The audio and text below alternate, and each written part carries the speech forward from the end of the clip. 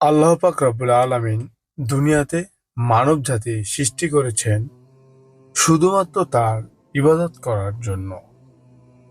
অন্য কোনো কারণে আল্লাহ মানব জাতি পূরণ করেননি।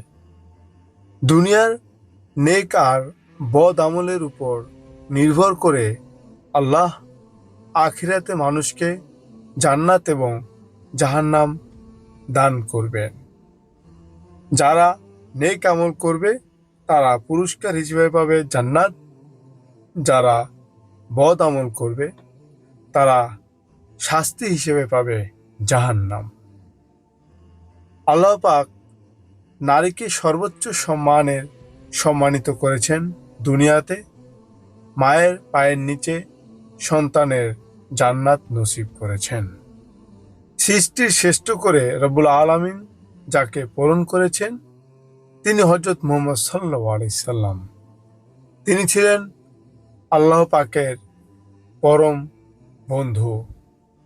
আল্লাহ নবী করিম সাল্লাল্লাহু আলাইহি সাল্লামের কন্যা হযরত ফাতেমা রাদিয়াল্লাহু তাআলা আনহা কে জান্নাতের সদারিনী সার্টিফিকেট দুনিয়াতে থাকা অবস্থাতেই দিয়ে দিয়েছেন।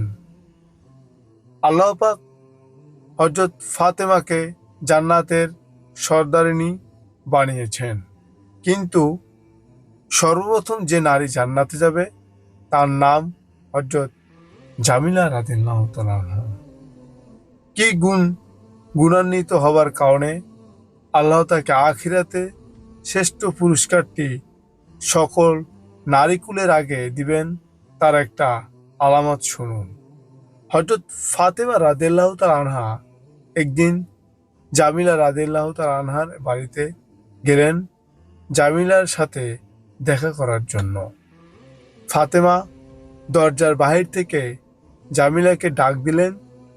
তিনবারের সময় জামিলা সাড়া দিলেন। তিনি ভিতর থেকেই জবাব দিলেন, আপনি কে? ফাতেমা তার পরিচয় দিলেন।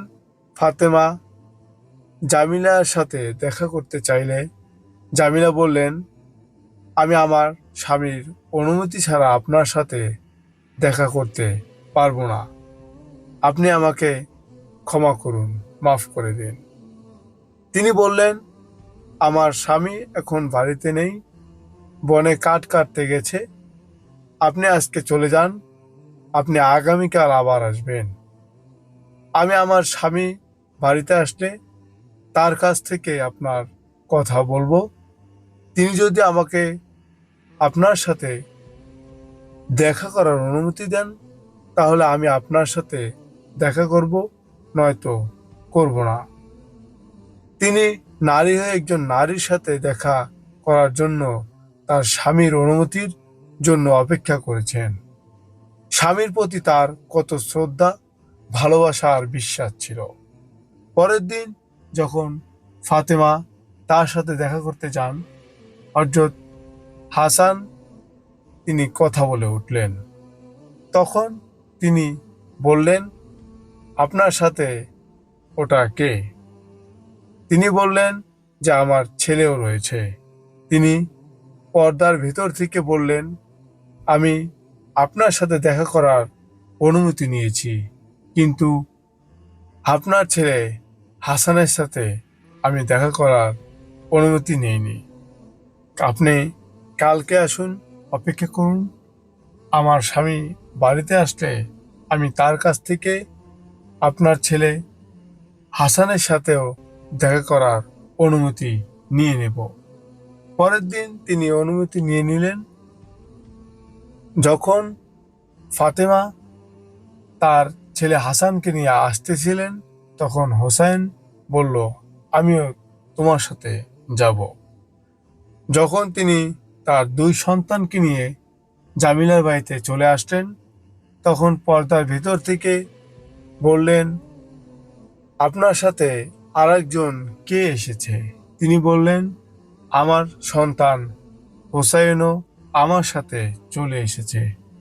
তিনি বললেন, আমাকে ক্ষমা করুন, আমি আপনার সাথে এবং আপনার সন্তান হাসানের সাথে দেখা করার অনুমতি নিয়েছি, কিন্তু আপনার সন্তান হোসাইনের সাথে আমি দেখা করার অনুমতি নেইনি। আপনি আমাকে ক্ষমা করুন। আমার স্বামী আসলে আমি তার কাছ থেকে তার সাথেও দেখা করার অনুমতি নিব। সুবহান আল্লাহ। আল্লাহ রবুল আলামিন তার জন্যই তাকে জান্নাতের প্রথম নারী হিসেবে তাকে প্রাধান্য দিয়েছেন। তিনি নারী হয়ে একজন নারীর সাথে দেখা করার জন্য তার স্বামীর অনুমতির জন্য অপেক্ষা করেছেন। স্বামীর প্রতি তার কত শ্রদ্ধা, ভালোবাসা, কত সম্মান। আল্লাহ পাক নারীর জন্য পর্দা ফরজ করে দিয়েছেন। আমাদের আশেপাশের তথা সমগ্র বিশ্বের সকল মুসলিম নারীকে হযরত জামিলা রাদিয়াল্লাহু তাআলা আনহু এর কাছ থেকে আদর্শ নিয়ে জীবন গড়ার তৌফিক আল্লাহ পাক আমাদেরকে দান করুন। আজকে পর্যন্তই। সবাই ভালো থাকুন, সুস্থ থাকুন। নিজের মা, বোন, স্ত্রী এবং পাড়া প্রতিবেশী যত নারী রয়েছেন সবাইকে পর্দা করার জন্য আহ্বান করুন। পর্দা যে ফরজ, তার জন্য রব্বুল আলামিন ফরজ করে দিয়েছেন। এই সম্পর্কে তাদের বেশি বেশি করে হাদিস এবং বুঝান। রব্বুল আলামিন যে নারী পর্দা করে না, কিয়ামতের দিন তার দিকে আল্লাহ রব্বুল আলামিন ফিরেও তাকাবেন না। তথা আমাদের সবসময় মনে রাখতে হবে, পর্দা হচ্ছে একটা নারীর ভূষণ, নারীর সম্মান, মর্যাদা, ইজ্জত। সম্মানিত শ্রোতাবৃন্দ, আজকে এ পর্যন্তই। সবাই ভালো থাকুন, সুস্থ থাকুন। আসসালামু আলাইকুম ওয়া রাহমাতুল্লাহি ওয়া বারাকাতুহু।